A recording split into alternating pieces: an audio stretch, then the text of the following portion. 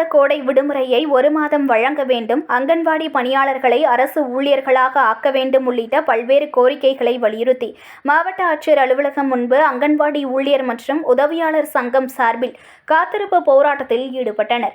மயிலாடுதுறை மாவட்ட ஆட்சியர் அலுவலகம் முன்பு அங்கன்வாடி ஊழியர் மற்றும் உதவியாளர் சங்கம் சார்பில் காத்திருப்பு போராட்டம் நடைபெற்றது. மே மாத கோடை விடுமுறையை 1 மாதம் வழங்க வேண்டும், அங்கன்வாடி பணியாளர்களை அரசு ஊழியர்களாக ஆக்க வேண்டும், 93 பதவி உயர்வு உடனடியாக வழங்க வேண்டும், FRS முறையை கைவிட வேண்டும் உள்ளிட்ட பல்வேறு கோரிக்கைகளை வலியுறுத்தி மாவட்ட தலைவர் சசிகலா பானு தலைமையில் போராட்டம் நடைபெற்றது.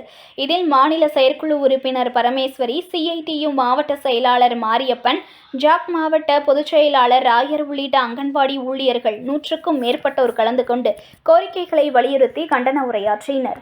செய்திகளை உடனுக்குடன் தெரிந்து கொள்ள லைக் பண்ணுங்க, ஷேர் பண்ணுங்க, சப்ஸ்கிரைப் பண்ணுங்க, மறக்காம கமெண்ட் பண்ணுங்க.